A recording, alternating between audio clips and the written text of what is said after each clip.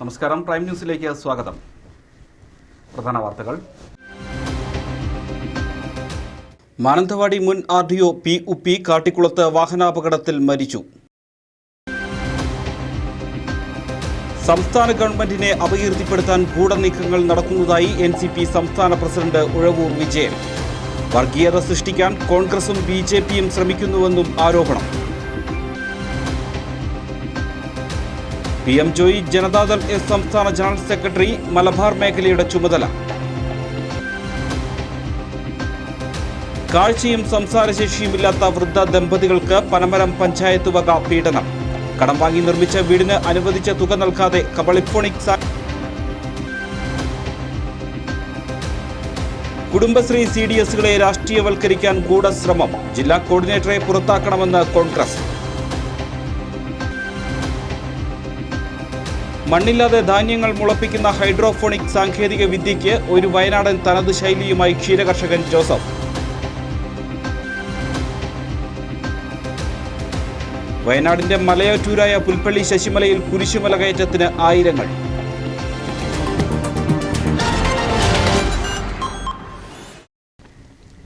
വാർത്തകൾ വിശദമായി. മാനന്തവാടി മുൻ RDO കുഴിനിലം ഐഷ മൻസിൽ PUP കാട്ടിക്കുളത്ത് വാഹനാപകടത്തിൽ മരിച്ചു. 61 വയസ്സായിരുന്നു.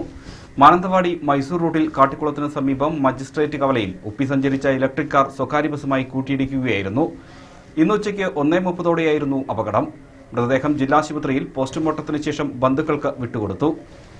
സംസ്ഥാന സർക്കാരിനെ അപകീർത്തിപ്പെടുത്താനുള്ള ഗൂഢനീക്കങ്ങളാണ് കോൺഗ്രസും BJPയും നടത്തുന്നതെന്ന് NCP സംസ്ഥാന പ്രസിഡന്റ് ഉഴവൂർ വിജയൻ. പുൽപ്പള്ളിയിൽ NCP ബത്തേരി ബ്ലോക്ക് സമ്മേളനം ഉദ്ഘാടനം ചെയ്യുകയായിരുന്നു അദ്ദേഹം. സംസ്ഥാനത്ത് വർഗീയത സൃഷ്ടിക്കാനാണ് കോൺഗ്രസും BJPയും ശ്രമം നടത്തുന്നതെന്നും അദ്ദേഹം പറഞ്ഞു. മുഖ്യമന്ത്രി ഉൾപ്പെടെയുള്ളവരെ അപകീർത്തിപ്പെടുത്തുന്ന തരത്തിലാണ് UDFന്റെയും BJPയുടെയും പ്രവർത്തനങ്ങൾ. സംസ്ഥാനത്ത് അഴിമതിരഹിത ഭരണമാണ് ഇപ്പോൾ നടക്കുന്നത്.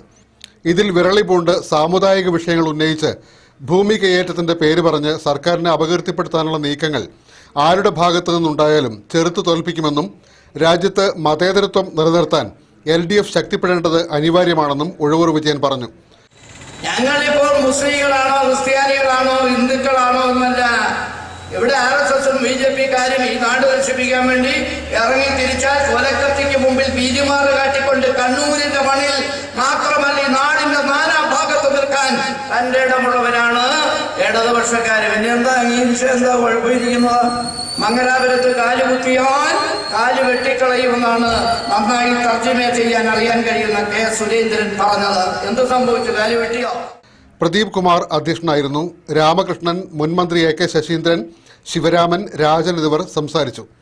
സമ്മേളനത്തിന് മുന്നോടിയായി പാർട്ടി കൺവെൻഷൻ മുൻമന്ത്രി AK ശശീന്ദ്രൻ ഉദ്ഘാടനം ചെയ്തു.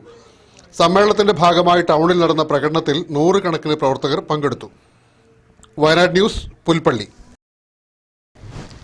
താഴെയങ്ങാടിയിലെ മത്സ്യമാംസ മാർക്കറ്റിൽ നിന്നും മത്സ്യം വാങ്ങി കഴിച്ച ഒരു കുടുംബത്തിലെ 3ഓളം പേർക്ക് വിഷബാധയേറ്റിട്ടും മാർക്കറ്റ് അടച്ചുപൂട്ടാൻ വൈകിയത് ഉന്നതരുടെ ഇടപെടൽ മൂലമാണെന്ന് ആരോപണമുയർന്നു. പഞ്ചായത്ത് ഭരണസമിതി യോഗം ചേർന്ന് മാർക്കറ്റ് അടച്ചുപൂട്ടാൻ നിർദ്ദേശം നൽകിയെങ്കിലും അത് നടപ്പിലാക്കാൻ ഗ്രാമപഞ്ചായത്ത് അധികൃതർ വൈകിയത് മാർക്കറ്റിലെ ചില വ്യാപാരികളെ സഹായിക്കാനുള്ള നീക്കമാണെന്നും ആരോപണമുയർന്നു. 21-ാം തീയതി പഞ്ചായത്ത് ഭരണസമിതി യോഗത്തിൽ മാർക്കറ്റ് അടച്ചുപൂട്ടണമെന്ന് ബോർഡ് തീരുമാനമെടുത്തെങ്കിലും വ്യാപാരികൾക്ക് അടച്ചുപൂട്ടുന്നതിന് നോട്ടീസ് നൽകാൻ പഞ്ചായത്ത് അധികൃതർ തയ്യാറായിട്ടില്ല. മത്സ്യ മാർക്കറ്റിനെതിരെ ജനങ്ങളുടെ പ്രതിഷേധം വ്യാപകമായതോടെ 2 ദിവസത്തേക്ക് മാർക്കറ്റ് താൽക്കാലികമായി അടച്ചുപൂട്ടി മുഖം രക്ഷിക്കാനുള്ള തയ്യാറെടുപ്പിലാണ് ഗ്രാമപഞ്ചായത്ത്. ഭക്ഷ്യവിഷബാധയേറ്റ കുടുംബം പഞ്ചായത്ത് ഓഫീസിന് മുന്നിൽ സമരം ആരംഭിക്കുമെന്ന മുന്നറിയിപ്പ് നൽകിയതോടെയാണ് താൽക്കാലികമായെങ്കിലും മാർക്കറ്റ് അടച്ചിടാൻ തയ്യാറായത്. മത്സ്യ മാർക്കറ്റിൽ ഗുണനിലവാരം കുറഞ്ഞ മത്സ്യങ്ങൾ വിൽപ്പന നടത്തുന്നുവെന്ന് നിരവധി തവണ പരാതി നൽകിയിട്ടും പരിശോധിക്കാൻ പോലും അധികൃതർ തയ്യാറായിരുന്നില്ല. പല മത്സ്യ സ്റ്റാളുകൾക്കും പ്രവർത്തിക്കുന്നതിന് അനുമതി പോലും ഇല്ലാതെയാണ് മത്സ്യവിൽപ്പന. സാധാരണ ഭക്ഷ്യവിഷബാധ ഏറ്റുവെന്ന് ആരോഗ്യവകുപ്പ് കണ്ടെത്തിയാൽ അപ്പോൾ തന്നെ സ്ഥാപനം അടച്ചിടണമെന്ന് നിയമമുണ്ടെങ്കിലും വ്യാപാരികളെ സഹായിക്കുന്ന നിലപാടുകളാണ് അധികൃതരുടെ ഭാഗത്തു നിന്നുണ്ടാകുന്നത്.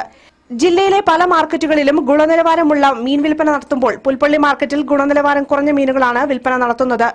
പഞ്ചായത്തിന്റെ മറ്റു പ്രദേശങ്ങളിൽ മത്സ്യങ്ങൾ വിൽക്കാൻ പാടില്ലെന്ന മത്സ്യവ്യാപാരികളുടെ നിർദ്ദേശം പഞ്ചായത്ത് നടപ്പാക്കിയതോടെയാണ് ഗുണനിലവാരം കുറഞ്ഞ മത്സ്യങ്ങൾ വിൽപ്പന നടത്താൻ തുടങ്ങിയത്. വയനാട് ന്യൂസ്, പുൽപ്പള്ളി. ജനതാദൾ S സംസ്ഥാന ജനറൽ സെക്രട്ടറിയായി PM ജോയിയെ തെരഞ്ഞെടുത്തു. പുതുതായി തെരഞ്ഞെടുത്ത 3 ജനറൽ സെക്രട്ടറിമാരിൽ വയനാട് ഉൾപ്പെടെ മലബാർ മേഖലയുടെ ചുമതലയാണ് തിരുവനന്തപുരത്ത് ചേർന്ന പാർട്ടി സംസ്ഥാന നിർവാഹക സമിതി PM ജോയിക്ക് നൽകിയിരിക്കുന്നത്. നിലവിൽ ജനതാദൾ എസ് ദേശീയ സമിതി അംഗമാണ് ജോയി. ഇതുവരെ പാർട്ടി സംസ്ഥാന വൈസ് പ്രസിഡന്റായിരുന്നു. 1995 മുതൽ വയനാട്ടിൽ വിവിധ തലങ്ങളിൽ PM ജോയി ജനപ്രതിനിധിയാണ്. നെന്മേനി ഗ്രാമപഞ്ചായത്ത് president, Sultan Bathery block panchayat president, Wayanad ജില്ലാ പഞ്ചായത്ത് അംഗം എന്നീ നിലകളിൽ PM ജോയി ജനപ്രതിനിധിയായി പ്രവർത്തിച്ചിട്ടുണ്ട്. DICയിലൂടെ LDF രാഷ്ട്രീയത്തിൽ പ്രവേശിച്ച PM ജോയി സംസ്ഥാനത്ത് LDFന്റെ ശക്തനായ വക്താവാണ്. വയനാട് ന്യൂസ്, ചീരാൻ. പഞ്ചായത്തിന്റെ വീട് നിർമ്മാണ പദ്ധതിയിൽ കരാർ ഒപ്പിട്ട് കടം വാങ്ങി വീട് പണിത് മാസങ്ങൾ പിന്നിട്ടിട്ടും അനുവദിച്ച പണം നൽകാതെ വൃദ്ധ ദമ്പതികളോട് പനമരം പഞ്ചായത്തിന്റെ ക്രൂരത. പഞ്ചായത്തിന്റെ ക്രൂരത 70-കാരനായ കണ്ണിന് കാഴ്ചയില്ലാത്ത കല്ലങ്കോടൻ ഇബ്രാഹിയോടും 65 വയസ്സായി സംസാരശേഷിയില്ലാത്ത ഭാര്യ മാമിയോടും. പനമരം ജനകീയ ഗ്രാമപഞ്ചായത്ത് നിരത്തുന്നത് എന്ത് ന്യായങ്ങളാണെങ്കിലും അവയെല്ലാം നഗ്നമായ മനുഷ്യാവകാശ ലംഘനമാണ്. മക്കളില്ലാത്ത ഈ വൃദ്ധ ദമ്പതികൾ ഷീറ്റ് കൊണ്ട് മറച്ച വീടിനുള്ളിലായിരുന്നു താമസിച്ചത്. വാർഡിൽ വീട് നൽകാനുള്ളവരുടെ ലിസ്റ്റ് തയ്യാറാക്കിയപ്പോൾ ഇബ്രാഹിമിനെ ലിസ്റ്റിൽ ഉൾപ്പെടുത്താതെ മറ്റൊരാളെ ഉൾപ്പെടുത്തുകയായിരുന്നു. ഏറ്റവും അർഹനായിരുന്നിട്ടും ഈ വൃദ്ധനെ തഴഞ്ഞതിൽ ശക്തമായ പ്രതിഷേധവുമായി പ്രദേശവാസികൾ രംഗത്തെത്തിയതോടെ പഞ്ചായത്തിന്റെ മേൽക്കൂര നിർമ്മാണ പദ്ധതിയിൽ ഈ കുടുംബത്തെ ഉൾപ്പെടുത്തുകയായിരുന്നു. ഇതിനായുള്ള എഗ്രിമെന്റ് വയ്ക്കുകയും ചെയ്തു. പ്രവൃത്തികൾ പൂർത്തീകരിച്ചു കഴിഞ്ഞാൽ ഉടൻ തുക നൽകാമെന്ന് അറിയിക്കുകയും ചെയ്തു. ഇതുപ്രകാരം നാട്ടുകാരുടെ സഹായത്തോടെ പലരിൽ നിന്നും കടം വാങ്ങിയും മറ്റും 24,000 രൂപ ചെലവിൽ നിർമ്മാണം പൂർത്തീകരിച്ചു. എന്നാൽ പണത്തിനായി ദിവസങ്ങളായി പഞ്ചായത്ത് ഓഫീസ് കയറിയിറങ്ങിയിട്ടും പല കാരണങ്ങൾ പറഞ്ഞ് മടക്കി അയക്കുകയാണെന്ന് ഇബ്രാഹിമിന്റെ സഹോദരൻ ഉമ്മർ പറഞ്ഞു. അപ്പോൾ പഞ്ചായത്തിൽ നിന്ന് കളാസെല്ലാം ഗ്രീവൻ്റൊക്കെ വെച്ച് റെഡിയാക്കിയതാണ്. അപ്പോൾ ഈ പൈസ കിട്ടുന്നില്ല. നമ്മൾ കുറേ പ്രാവശ്യം പോയി 2,000 രൂപ ഞാൻ തന്നെ മുടക്കി സ്വന്തം പോയി കടം വാങ്ങിയിട്ട്. ആ പൈസ ഇതുവരെ കിട്ടുന്നില്ല. ഇന്നലെ പോയി പഞ്ചായത്തിൽ, അന്നേരം പറഞ്ഞ കളർ ശരിയാക്കി നിങ്ങളെ കളർ ശരിയാക്കി ഉത്തരവാദിത്തമില്ല, അയച്ചിട്ടില്ല എന്നല്ല പറഞ്ഞത്. അപ്പൊ ആദ്യം തന്നെ ഇത് കൊനയാണ്. ഈ കള്ളാസ് കൊടുക്കുമ്പോൾ തന്നെ എന്താകുന്നത്, പിന്നെ നമുക്ക് കിട്ടൂല, കള്ളമുളമ്പുറേക്ക് കിട്ടൂല എന്നാ പറഞ്ഞത്. വേറെ പുറേക്കാ കിട്ടൂല. അവശനും അന്ധനുമായ ഇബ്രാഹിം വീടിന് പുറത്തിറങ്ങിയിട്ട് തന്നെ വർഷങ്ങളായി. പ്രായത്തിൻ്റെതായ ചില മാനസിക അസ്വാസ്ഥ്യങ്ങളുമുണ്ട്. ഇതുവരെയായി പെൻഷൻ ഉൾപ്പെടെയുള്ള യാതൊരുവിധ ആനുകൂല്യങ്ങളും ഇയാൾക്ക് ലഭിച്ചിട്ടില്ല. പൂർണ്ണമായും സംസാരശേഷി നഷ്ടപ്പെട്ട മാമിക്ക് ലഭിക്കുന്ന പെൻഷൻ മാത്രമാണ് ഈ കുടുംബത്തിന്റെ ഏക വരുമാന മാർഗം. കടം വാങ്ങിയവരോട് അവധി പറഞ്ഞു മടുത്തു. പണം ലഭിക്കാനായി ഇനി ഏത് വാതിലിൽ മുട്ടണമെന്നറിയാതെ ആശങ്കയിലാണ് ഈ വൃദ്ധ ദമ്പതികളും നാട്ടുകാരും. ബിജു കിഴക്കേടം, വയനാട് ന്യൂസ്, മാനന്തവാടി. മാനന്തവാടിയിലെ കുടുംബശ്രീ പ്രസ്ഥാനത്തെ രാഷ്ട്രീയവൽക്കരിച്ച് നശിപ്പിക്കാൻ ശ്രമിക്കുന്ന കുടുംബശ്രീ ജില്ലാ മിഷൻ കോർഡിനേറ്റർ രാജിവെക്കുകയോ അല്ലെങ്കിൽ ഇദ്ദേഹത്തെ പുറത്താക്കുകയോ വേണമെന്ന് പ്രതിപക്ഷാംഗങ്ങൾ വാർത്താസമ്മേളനത്തിൽ ആവശ്യപ്പെട്ടു. CPIM ജില്ലാ നേതാവിന്റെ ബന്ധുവും യുവജന നേതാവിന്റെ ഭാര്യയുമാണ് ജില്ലാ മിഷൻ കോർഡിനേറ്റർ. ഒട്ടനവധി അവാർഡുകളും പ്രോത്സാഹനങ്ങളും നേടി 5.5 വർഷക്കാലമായി നല്ല നിലയിൽ പ്രവർത്തിക്കുന്ന മാനന്തവാടി CDS ചട്ടവിരുദ്ധമായി പിരിച്ചുവിടാൻ ജില്ലാ കോർഡിനേറ്റർ ശ്രമിക്കുന്നതായി പ്രതിപക്ഷാംഗങ്ങളായ Jacob Sebastian, BD Arunkumar, Stervin Stany എന്നിവർ ആരോപിച്ചു. CDS ഭരണസമിതി അധികാരത്തിൽ വന്ന അന്ന് മുതൽ ഇവരെ അസ്ഥിരപ്പെടുത്തുന്നതിന് വേണ്ടി CPM കിണഞ്ഞു പരിശ്രമിച്ചുകൊണ്ടിരിക്കുകയായിരുന്നു. ഭരണമാറ്റം വന്നപ്പോൾ അതിൻ്റെ ഭാഗമായി നിന്നുകൊണ്ട് പൊതുസഭ വിളിച്ചേർക്കാനുള്ള നടപടിയും കൊണ്ടുപോകണം. പൊതുസഭ വിളിച്ചേർക്കണമെങ്കിൽ കുടുംബശ്രീ ബൈലോ പ്രകാരം ഒന്നുകിൽ CDS ചെയർപേഴ്സൺ സാമ്പത്തിക തിരിമറി നടത്തിയെന്ന് തെളിയണം. 2, അവർക്ക് സ്വഭാവ ദൂഷ്യമുള്ള സ്ത്രീയാണെന്നതിനുള്ള തെളിവുകൾ വേണം. ഈ 2 കാരണമില്ലാതെ കുടുംബശ്രീ പൊതുസഭ വിളിച്ചേർക്കാൻ അധികാരമില്ല. ഇങ്ങനെയുള്ള ഒരു ആരോപണമോ ഇതുവരെ അവരെക്കുറിച്ച് ഒരു ആരോപണമില്ലാതെ ഇരിക്കുന്ന ഈ അവസരത്തിൽ ഏറ്റവും നല്ല രീതിയിൽ പ്രവർത്തിക്കുന്നു. സംസ്ഥാന തലത്തിൽ നടന്ന കൂടിക്കാഴ്ചയിൽ മതിയായ യോഗ്യത ഇല്ലാത്തതിനാൽ ഒഴിവാക്കിയ വ്യക്തിയെ CPIM നേതാക്കളുടെ ബന്ധുവെന്ന പരിഗണന നൽകിയാണ് നിയമിച്ചതെന്ന് ഇവർ ആരോപിച്ചു. ജില്ലാ കോർഡിനേറ്റർ ചുമതലയേറ്റിട്ട് 1 മാസമേ ആയിട്ടുള്ളൂ.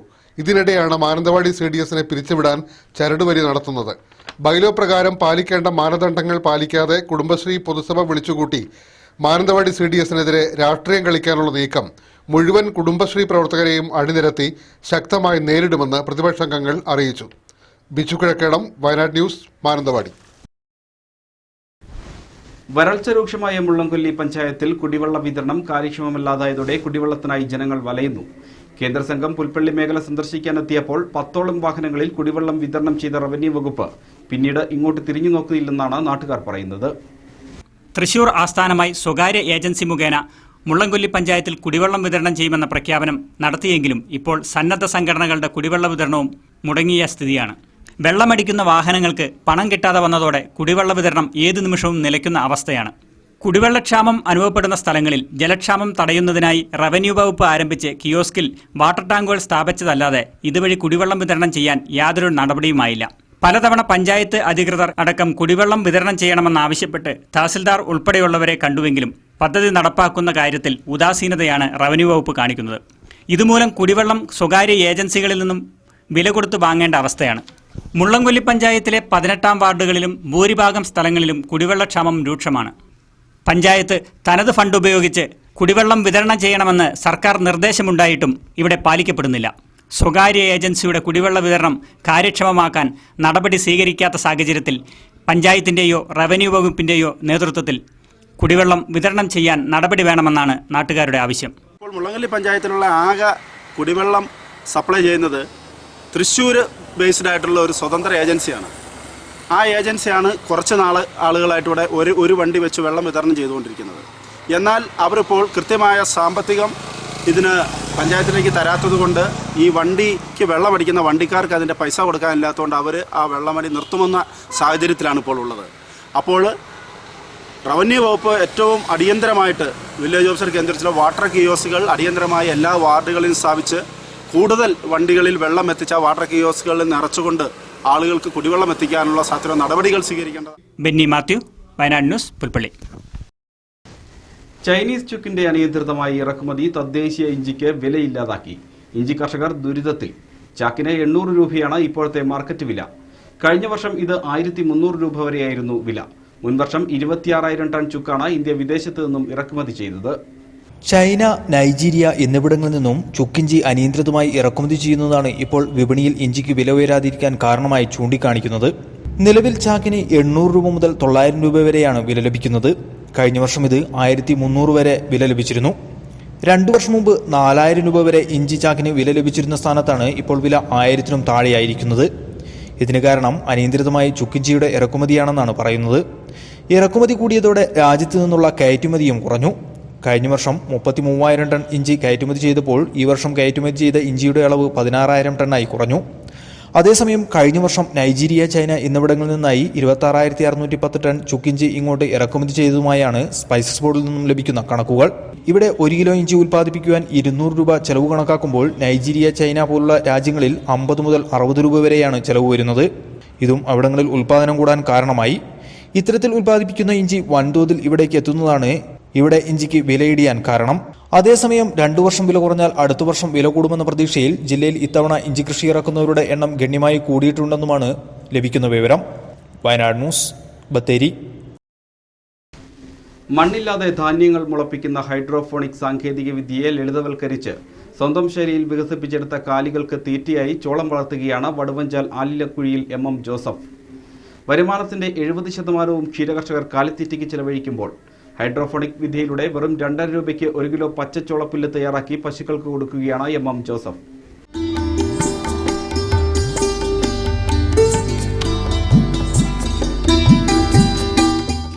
മണ്ണില്ലാതെ ധാന്യങ്ങൾ മുളപ്പിച്ച് ചെടിയായി വളർത്തുന്ന സാങ്കേതിക വിദ്യയാണ് ഹൈഡ്രോഫോണിക് സാങ്കേതിക വിദ്യ.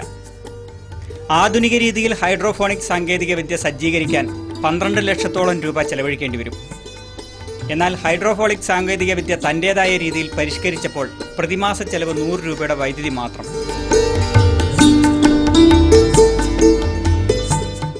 ട്രേകളിൽ വിത്ത് നിരത്തി മിസ്റ്റ് ഇറിഗേഷൻ നടത്തിയാണ് അവ മുളപ്പിക്കുന്നത്. ഇതിന് മണ്ണോ മറ്റു വളങ്ങളോ ആവശ്യമില്ല. മിസ്റ്റ് ഉൽപ്പാദിപ്പിക്കാനാണ് ഉപകരണങ്ങൾ ക്രമീകരിക്കുന്നത്. ഇത് ചെടിയിൽ സ്പ്രേ ചെയ്യാനും സംവിധാനങ്ങൾ വേണം. ട്രേകളിലെ വിത്ത് മിസ്റ്റിൽ മുളച്ചു വളർന്ന് 7 ദിവസം പ്രായമാകുമ്പോഴാണ് കാലിത്തീറ്റയായി പശുക്കൾക്ക് നൽകുന്നത്. 1 കിലോ വിത്ത് വളർത്തിയാൽ 15 കിലോ വരെ കാലിത്തീറ്റ ലഭിക്കും. ചോളം മാത്രമല്ല, ഗോതമ്പ്, മുത്താരി, നെല്ല് തുടങ്ങിയ ധാന്യങ്ങളെല്ലാം മിസ്റ്റിൽ മുളയ്ക്കും. വിത്ത് മുളപ്പിക്കുന്ന ഫൈബർ ട്രേക്ക് 500 രൂപ വില വരും. ഒരു പശുവിന് ശരാശരി 2 ട്രേയിലെ ചോളപ്പുല്ലാണ് നൽകുന്നത്. ശുദ്ധവും ഗുണനിലവാരവുമുള്ള പാൽ ലഭിക്കാനും ഈ കാലിത്തീറ്റ അത്യുത്തമം. അത് പശുവിന് ഏറ്റവും ഗുണപ്രദവും ദഹനമുള്ളതും ഒരുപാട് പോഷക ഗുണങ്ങളുള്ളതും. അപ്പോൾ ഞാനിപ്പോൾ കാൽസ്യവും അങ്ങനെയുള്ള ഒരു സാധനങ്ങളും പശുവിന് കൊടുക്കുന്നില്ല. പരീക്ഷിക്കാൻ വേണ്ടിയാണ് കൊടുക്കാത്തത്. അപ്പോൾ പശുവിന് ഒരു ഗുണക്കുറവ് അതിനെക്കുറിച്ച് കാണുന്നില്ല. അങ്ങനെയുള്ള കാര്യങ്ങളൊക്കെ അതിനകത്തുണ്ട്. പിന്നെ ഒരു വിഷമം എന്ന് പറഞ്ഞാൽ ഇത്രയും നല്ല പാല് കൊടുത്തിട്ട് ഇത് പൂർണ്ണമായ ജൈവമായ പാലാണ്. ഈ പാല് കൊടുത്തിട്ട് നമുക്ക് ന്യായമായ ഒരു വില കിട്ടുന്നില്ല.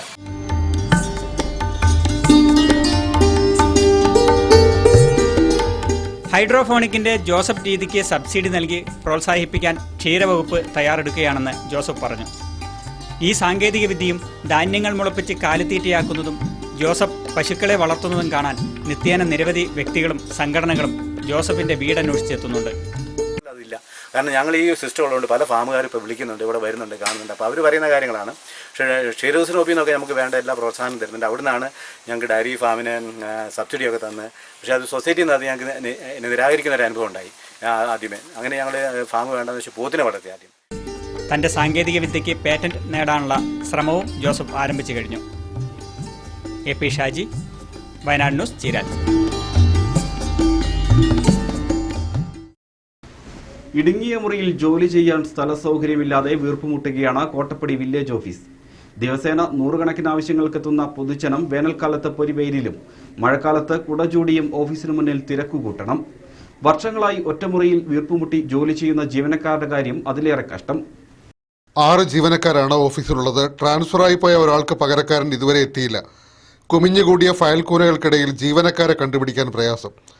പുറമെ നിന്ന് കാഴ്ചയ്ക്ക് വലിപ്പം തോന്നും ഓഫീസ് മുറിക്കെങ്കിലും അകത്ത് കയറിയാലാണ് ഓഫീസ് മുറിയുടെ പരിതാവസ്ഥ മനസ്സിലാകുക. ഒരു മുറിയിൽ ഒരു മേശയും കസേരയും ഇടാനുള്ള സ്ഥലം മാത്രമാണ് ഉള്ളത്. വിവിധ ആവശ്യങ്ങൾക്ക് വില്ലേജ് ഓഫീസിനെ സമീപിക്കുന്നവർക്ക് പുറത്ത് നിന്നേ പറ്റൂ. നികുതി അടയ്ക്കാൻ എത്തുന്നവർ, ഭൂരേഖകൾക്ക് വരുന്നവർ, വിവിധ സർട്ടിഫിക്കറ്റുകൾക്ക് വരുന്നവർ എല്ലാവർക്കും പെരുവഴിയിലാണ് കാത്തുനിൽപ്പ്. മഴയാണെങ്കിൽ മഴ, വെയിലാണെങ്കിൽ വെയിൽ, അത് കൊള്ളണം. വില്ലേജ് ഓഫീസിന്റെ സേവനം തേടിയെത്തുന്നവരെ ഉൾക്കൊള്ളാൻ ഇത്തിരി പോന്ന വരാന്തയ്ക്ക് ശേഷി പോരാ. ഫയലുകളും മറ്റും സൂക്ഷിക്കാനുതകുന്ന കാര്യക്ഷമമായി പ്രവർത്തിക്കാൻ സ്ഥല സൗകര്യമുള്ള മറ്റേതെങ്കിലും കെട്ടിടത്തിലേക്ക് മാറ്റണമെന്ന ആവശ്യത്തിന് വർഷങ്ങളുടെ പഴക്കമുണ്ട്. ഓഫീസ് കെട്ടിടം നവീകരിച്ചാലും പ്രശ്നത്തിന് പരിഹാരമുണ്ടാകും. പക്ഷേ ആരും ഇടപെടുന്നില്ലെന്ന് മാത്രം. നാട്ടുകാരുടെ അലമുറകൾ അടഞ്ഞ കാതുകളിലാണ് ചെന്ന് പതിക്കുന്നത്. സാജർ പുത്തലൻ, വയനാട് ന്യൂസ്, മേപ്പാടി. തൊണ്ടർനാട് വില്ലേജിലെ കുഞ്ഞോത്തുപുഴ പുറമ്പോക്ക് കയ്യേറി കൃഷി നടത്തുന്നവർക്കെതിരെ നടപടി സ്വീകരിക്കണമെന്ന് കോറോം പട്ടുപാളയിൽ എൽദോ മാനന്തവാടിയിൽ വാർത്താസമ്മേളനത്തിൽ ആവശ്യപ്പെട്ടു. കയ്യേറിയ ഭൂമി കൃത്രിമ രേഖയുണ്ടാക്കി വിൽക്കാനുള്ള ശ്രമം നടത്തുന്നതായി എൽദോ ആരോപിച്ചു. ഇതു സംബന്ധിച്ച് വിജിലൻസ് നൽകിയ പരാതിയുടെ അടിസ്ഥാനത്തിൽ നടത്തിയ അന്വേഷണത്തിൽ പ്രദേശവാസിയായ വല്യാട്ടേൽ മാത്യു, ഭാര്യ മോളി, മകൻ വിപിൻ മാത്യു എന്നിവർ ഭൂമി കയ്യേറിയതായി കണ്ടെത്തിയിട്ടുണ്ട്. തുടർ നടപടികൾ സ്വീകരിക്കാൻ തഹസിൽദാർക്ക് വിജിലൻസ് നിർദ്ദേശം നൽകിയിരുന്നു. ഇത് മനസ്സിലാക്കിയ ഇവർ ഈ ഭൂമി കൃത്രിമ രേഖകൾ ഉണ്ടാക്കി വിൽക്കാൻ ശ്രമിക്കുകയാണ്. അതിനാൽ റവന്യൂ വകുപ്പ് എത്രയും പെട്ടെന്ന് ഭൂമി അളന്ന് സർക്കാരിലേക്ക് കണ്ടെത്തണം. തന്റെ പേരിൽ ഉയർന്നിരിക്കുന്ന അഴിമതി ആരോപണങ്ങളെക്കുറിച്ചുള്ള അന്വേഷണത്തെ സ്വാഗതം ചെയ്യുന്നു. അരിമില്ല് യൂണിറ്റ് തുടങ്ങാനാണ് സൊസൈറ്റി രൂപീകരിച്ചത്. എന്നാൽ വ്യവസ്ഥകളിൽ നിന്ന് സർക്കാർ പുറകോട്ട് പോയതാണ് മില്ല് തുടങ്ങാതിരിക്കാൻ കാരണം. ഇതു സംബന്ധിച്ച് ഹൈക്കോടതിയിൽ കേസ് നിലനിൽക്കുന്നുണ്ടെന്നും അദ്ദേഹം പറഞ്ഞു. മില്ലുമായി ബന്ധപ്പെട്ട കേസിൽ വിജിലൻസ് നിങ്ങൾക്കെതിരെ അതിന് ഞാൻ സ്വാഗതം ചെയ്യുന്നു. ഞാൻ കുറ്റക്കാരനാണെങ്കിൽ എന്നെ ശിക്ഷിക്കട്ടെ. അതിന് ഇവർ പറയുന്നത് ഞാൻ വിജിലൻസിന് സ്വാധീനിച്ചെന്നും പറഞ്ഞുകൊണ്ടാണ് ഇവർ അതിന്റെ പുറകെ നടക്കുന്നത്.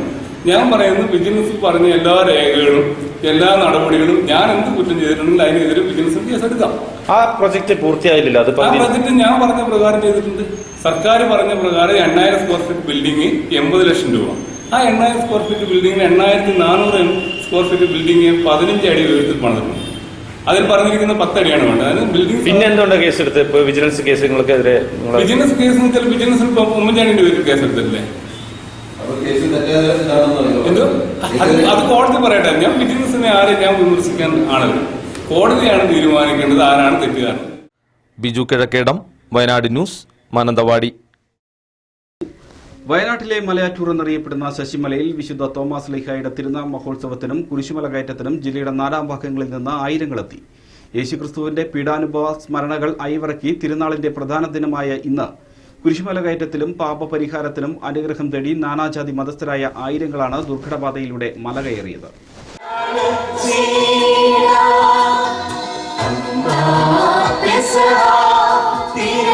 ജില്ലയിലെ പ്രധാന തീർത്ഥാടന കേന്ദ്രമായി മാനന്തവാടി രൂപത പ്രഖ്യാപിച്ച വിശുദ്ധ തോമസ് ലീഹായുടെ തിരുനാളിനോടനുബന്ധിച്ച് മലയാടിവാരത്ത് നിന്ന് ആരംഭിച്ച കുരിശിന്റെ വഴിയിൽ കല്ല്, കുടിവെള്ളം, കുരിശുകളും തലയിലേറ്റി നടന്ന കുരിശിന്റെ വഴിയിൽ ആയിരങ്ങൾ പങ്കെടുത്തു.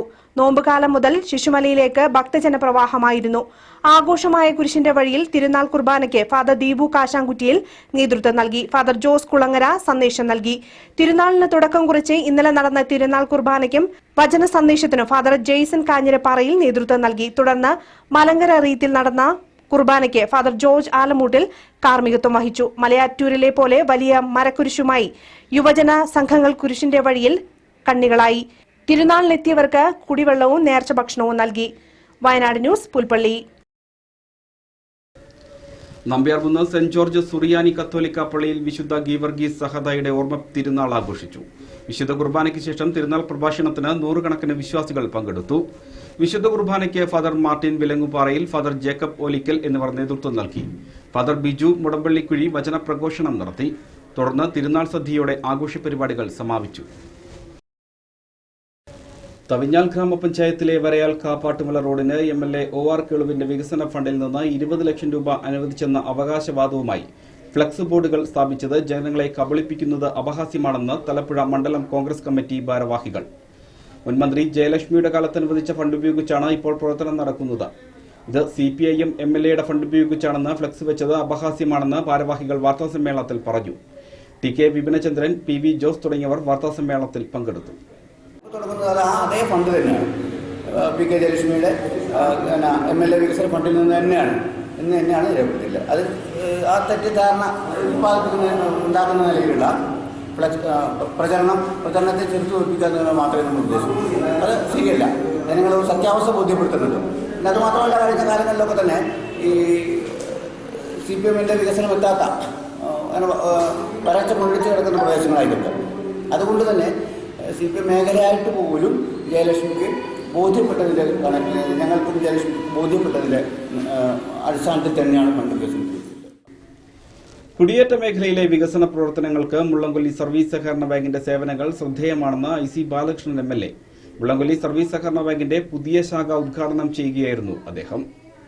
വരൾച്ചയും കൃഷിനാശവും മൂലം പ്രതിസന്ധിയിലായ കർഷകർക്ക് കുറഞ്ഞ പലിശയ്ക്ക് പണം നൽകി സഹായിക്കുന്ന കാര്യത്തിൽ ബാങ്കിന്റെ പ്രവർത്തനം ശ്രദ്ധേയമാണെന്ന് MLA പറഞ്ഞു. കൂടാതെ കർഷകർക്ക് കാലാകാലം ഉണ്ടാകുന്ന വരൾച്ചയുമായി ബന്ധപ്പെട്ട് കൃഷിനാശവുമായി ബന്ധപ്പെട്ടുണ്ടാകുന്ന നഷ്ടപരിഹാരങ്ങൾ അതൊക്കെ ഏറ്റെടുത്ത് വളരെ ഉത്തരവാദിത്ത ബോധത്തോടു കൂടിയാണ് ഇന്ന് മുള്ളംകൊല്ലി സർവീസ് സഹകരണ ബാങ്ക്. ജോർജ് തട്ടാമ്പറമ്പിൽ അധ്യക്ഷനായിരുന്നു. ആദ്യ നിക്ഷേപം സ്വീകരിക്കൽ ജോയിന്റ് രജിസ്ട്രാർ V വത്സരാജൻ നിർവഹിച്ചു. KL പൗലോസ്, KK അബ്രഹാം, ഗ്രാമപഞ്ചായത്ത് പ്രസിഡന്റ് ഗിരിജ കൃഷ്ണൻ, ശിവരാമൻ പാറക്കുഴി, വർഗീസ് മുരിയൻകാവിൽ, മേഴ്സി ബെന്നി, സിസിലി ചെറിയാൻ, സണ്ണി മണ്ഡപത്തിൽ, സജി ജോസഫ്, ജോസഫ് പെരുവേലി എന്നിവർ സംസാരിച്ചു. വയനാട് ന്യൂസ്, പുൽപ്പള്ളി. അമ്പലവയൽ കൊളകപ്പാറ കോളനിക്ക് സമീപം കളഞ്ഞുകിട്ടിയ 28,000 രൂപ വില വരുന്ന മൊബൈൽ ഫോൺ തിരിച്ചു നൽകി മാതൃക കാട്ടി. പ്രദേശത്തെ ജൂബിലി സ്വാശ്രയ സംഘം പ്രസിഡന്റ് സാബു വർഗീസിനാണ് ഫോൺ കളഞ്ഞു കിട്ടിയത്.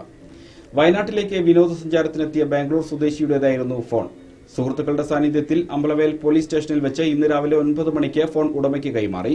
സ്റ്റേഷൻ SI യുവാവിനെ അഭിനന്ദിച്ചു.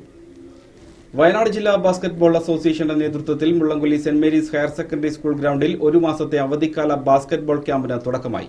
ജില്ലയുടെ വിവിധ ഭാഗങ്ങളിൽ നിന്ന് തെരഞ്ഞെടുത്ത 60ഓളം വിദ്യാർത്ഥികളാണ് ക്യാമ്പിൽ പങ്കെടുക്കുന്നത്.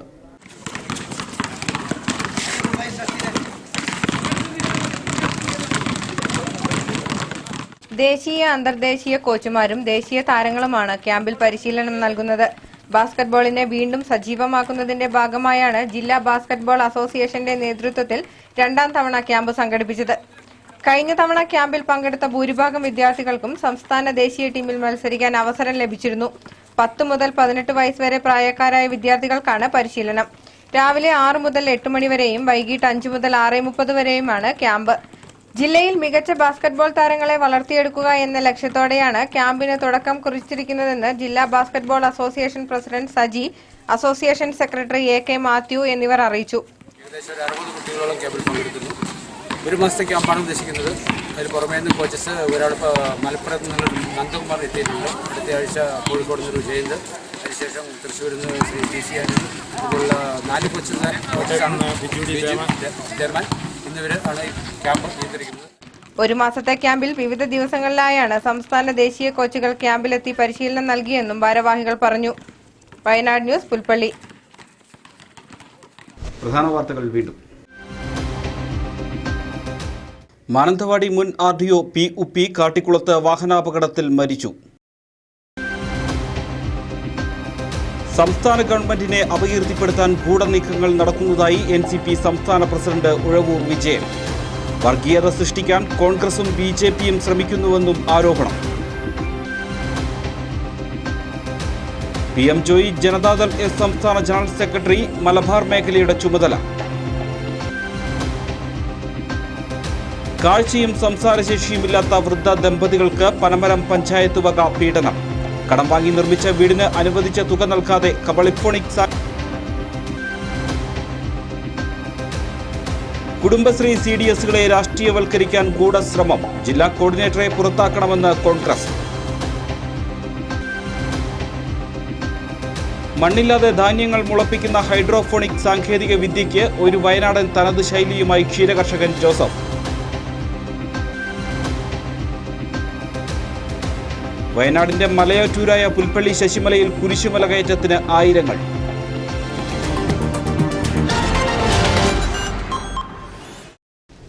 ഇതോടെ ബുള്ളറ്റിൻ സമാപിക്കുന്നു. നമസ്കാരം.